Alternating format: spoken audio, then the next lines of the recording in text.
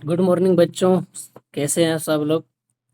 उम्मीद करते हैं आप सब अच्छे होंगे और पिछले क्लास की तरह इस क्लास को भी आप देखिए। और चलिए, इस क्लास में हम लोग पढ़ेंगे विद्युत धारा और उसके प्रभाव के बारे में। और क्लास टॉपिक नंबर 10 है क्लास 7 का MCQ। चलिए, आप अगर पढ़े होंगे फटाफट से सवालों का जवाब देते चलिए और अपने नॉलेज की जांच करिए, कितना हमें आता है कितना नहीं आता। चलिए स्टार्ट करते हैं अपना पहला क्लास। तो चलिए बच्चों, देखते हैं अपना पहला सवाल आप सभी के बीच। तो पहला सवाल आप सभी के बीच में लिखा है कि विद्युत धारा किसके प्रवाह को कहते हैं। देखिए, विद्युत धारा में क्या होता है, क्या होता है। विद्युत धारा अगर हम लोग जान अगर बोलेंगे तो धारा का मतलब होता है किसी चीज का प्रवाह होना। तो विद्युत में क्या प्रवाह होगा? आवेशों का प्रवाह होता है। ठीक है, तो इसका राइट उत्तर क्या हो जाएगा? आवेशों का प्रवाह। चलिए नेक्स्ट सवाल आप सभी के बीच। विद्युत सेल का धनात्मक सिरा किस चिन्ह से होता है? देखिए, धनात्मक जो होता है प्लस से दिखाया जाता है। ठीक है, प्लस से। नेक्स्ट सवाल आप सभी के बीच में है, विद्युत परिपथ कब पूर्ण होता है? तो देखिए, विद्युत परिपथ पूर्ण कब होता है? जब बल्ब जलेगा। ठीक है, तो जब स्विच बंद हो, बिल्कुल भी नहीं, तार टूटा हो बिल्कुल नहीं, सेल ना हो बिल्कुल नहीं, स्विच खुला हो, मतलब स्विच अगर चालू है, बल्ब अगर जल रहा है, इसका मतलब बंद परिपथ कहा जाएगा। अगला सवाल है, विद्युत धारा का एसआई मात्रक क्या होता है? तो विद्युत धारा को किस में मापेंगे? बोलो, एम्पियर में मापेंगे। अगला सवाल है आप सभी के बीच, बल्ब का तंतु किस धातु का बना होता है?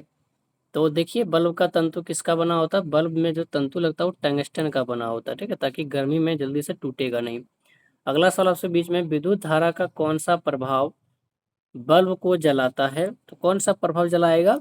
तो जैसे कि विद्युत धारा उसमें जाएगा तो केमिकल रिएक्शन होगा, रिएक्शन के द्वारा यानी कि रासायनिक प्रभाव के द्वारा वो चीज जलेगा। विद्युत धारा से उत्पन्न चुंबक को क्या कहते हैं? तो विद्युत धारा से जो चुंबक होता है उसको क्या बोलेंगे? विद्युत चुंबक। विद्युत घंटी किस प्रभाव पर कार्य करती है? चुंबक के स्थान पर कार्य करती है। फ्यूज तार किस लिए लगाया जाता है? तो फ्यूज का तार क्यों लगाएंगे? ताकि हमें अगर जी वोल्टेज ज्यादा बढ़ जाएगा, किसी कारण से घटना घटती है, तो उसे सुरक्षा मिल सकता है। अगला सवाल है, विद्युत धारा के ताप प्रभाव का उदाहरण क्या है? तो ताप का मतलब क्या? गर्मी। तो गर्मी किससे निकलेगा? तो केवल हीटर ऐसा जिससे गर्मी निकलेगा। धारा प्रवाह होने पर तार क्यों गर्म हो जाता है? तो ऐसा क्यों होता है गर्म? इसलिए होता है क्योंकि उसका जो तापीय प्रभाव के कारण होता है। विद्युत जब चलता है तो वो तापीय कारण से होता है। विद्युत चुम्बक का उपयोग कहाँ पे करते हैं? विद्युत घंटी में, क्रेन में, मोटर में, तो उपयुक्त सभी में। अगला सवाल है, विद्युत धारा के प्रभाव चुंबक के प्रभाव का खोज किसने किया था? देखिए, चुंबक का जो खोज था वो किसने करा था? ओरस्टेड जी ने करा था सबसे पहले। नेक्स्ट सवाल है, अधिक धारा प्रवाहित होने पर फ्यूज तार क्या होता है? जब धारा का मान अधिक हो जाता है तो क्या होता है? पिघल जाता है, फिर वो टूट जाता है। अगला सवाल आप सभी के बीच में है,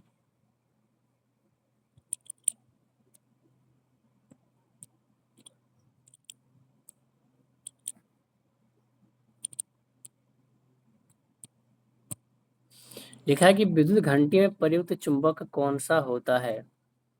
तो कौन सा चुंबक होता है उसमें? तो उसमें होता है विद्युत चुंबक, जो घंटी के द्वारा होता है। फ्यूज तार का गलनांक कैसे होता है? देखिए, फ्यूज तार का जो गलनांक होता है वो बहुत उच्च होता है या निम्न होता है, कोई नहीं होता है, तो इसका जो हाई ही होता है थोड़ा सा।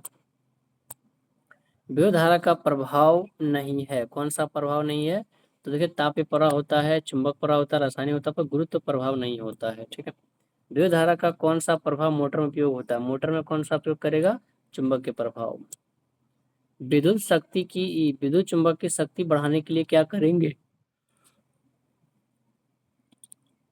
तो क्या करेंगे? धारा कम करेंगे तो नहीं होगा, सेल निकालेंगे नहीं, तार हटाएंगे नहीं, तो कुंडली के चक्कर को बढ़ाएंगे तो उसमें ज्यादा धारा बनेगा। विद्युत घंटी में किस प्रकार का प्रहार होता है? तो ये क्या होता है? ये गोंग होता है, गोंग होता है।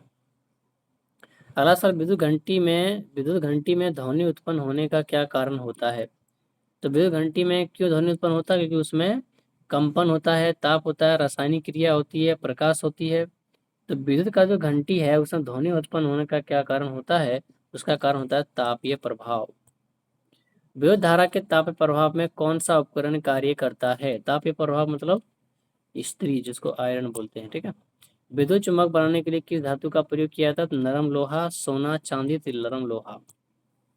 विद्युत घंटी में लोहे की पट्टी को क्या कहा जाता है? तो विद्युत घंटी जो लोहा की पट्टी, उसको आर्मेचर कहते हैं, ठीक है।